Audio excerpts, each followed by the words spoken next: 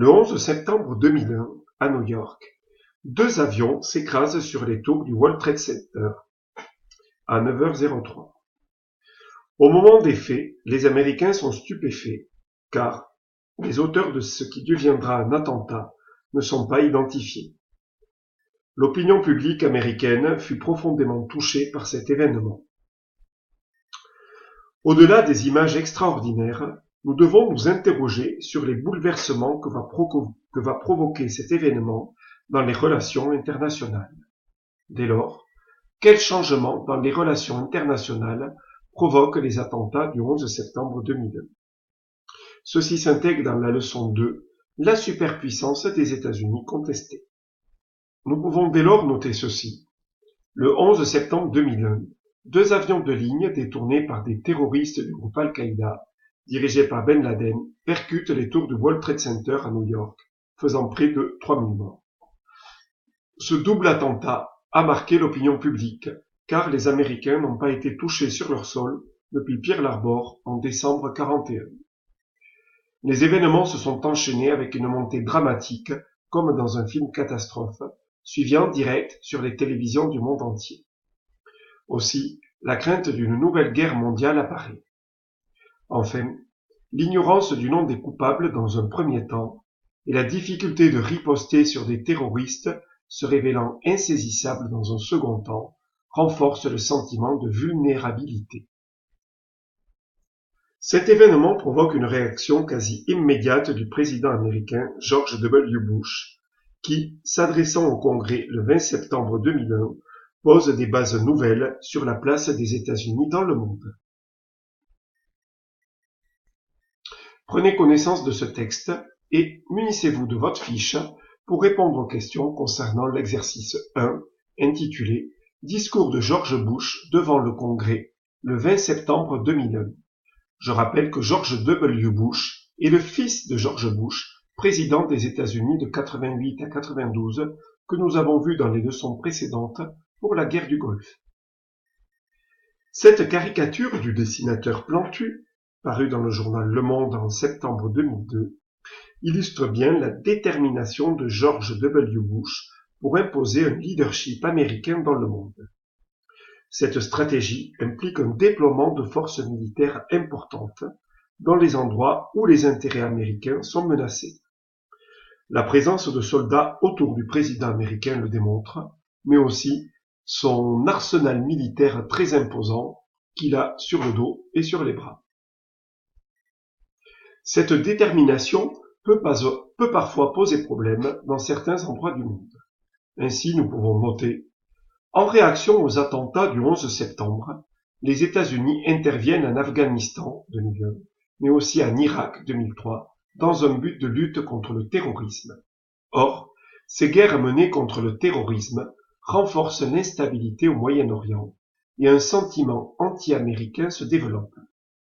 Diverses organisations terroristes islamistes prolifèrent et se signalent par des attentats partout dans le monde. Munissons-nous de la carte et zoomons plus particulièrement sur la région de l'Afrique du Nord et du Moyen-Orient pour repérer, dans cette région de l'arc de crise que nous avons matérialisé la dernière fois, pour repérer les différents mouvements terroristes qui s'implantent dans ces régions. Nous repérons en particulier AQMI au Mali. AQMI signifie Al-Qaïda au Maghreb islamique. Nous pouvons repérer aussi à la frontière du Niger et du Tchad, de la Somalie, de la Syrie, de l'Irak et de l'Afghanistan, certains groupes terroristes, Boko Haram pour le Niger, le Tchad, les Shebab pour la Somalie, Daesh évidemment en Syrie et en Irak, et Al-Qaïda bien implanté en Afghanistan. Ceci rentre dans la première catégorie que nous avons commencé à noter la fois dernière, un monde instable. De plus, ces territoires-là sont marqués par des grands conflits, des grandes zones de conflit que nous pouvons aussi matérialiser. Dont nous repérons une ligne qui va de la Syrie au Mali, où des conflits nombreux sont présents, mais aussi entre le Tchad, le Niger et le Mali, évidemment l'Éthiopie, le Soudan et la Somalie, et pour terminer, par l'Afghanistan. À une échelle mondiale, notons dès à présent les différents attentats terroristes islamistes qui sont présents sur tous les continents, comme vous pouvez le voir sur cette carte, notamment en Indonésie. Donc, ceci appartient toujours à la catégorie un monde stable. Nous pouvons noter en plus que, à l'échelle mondiale, persistent encore des conflits anciens, dont certains sont issus de la guerre froide, dont les causes sont multiples, mais aussi de nombreuses zones de tension, l'Ukraine par exemple.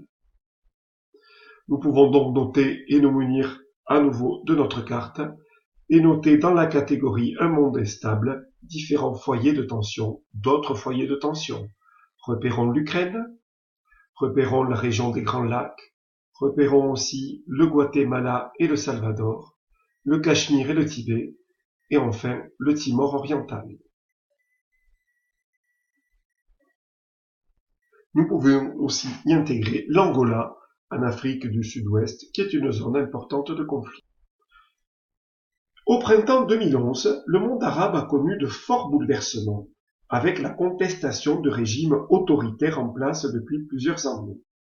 Les Tunisiens, en janvier 2011, sont les premiers à passer à l'action et obtiennent, grâce à des manifestations, la destitution de leur président Ben Ali, en poste depuis novembre 87, soit depuis 24 ans. Ben Ali est représenté ici sur la une de ce journal, rayé puisqu'il a été destitué. D'autres mouvements de contestation se développent, en Algérie avec Bouteflika, ou contre Bouteflika, en Libye avec Kadhafi, et en Syrie notamment avec Bachar el-Assad. Mais ces mouvements ont eu des succès mitigés. Nous pouvons d'ores et déjà noter, à partir de 2011, débutent en Tunisie les printemps arabes. Le président tunisien Ben Ali est destitué et le pays met en place une démocratie.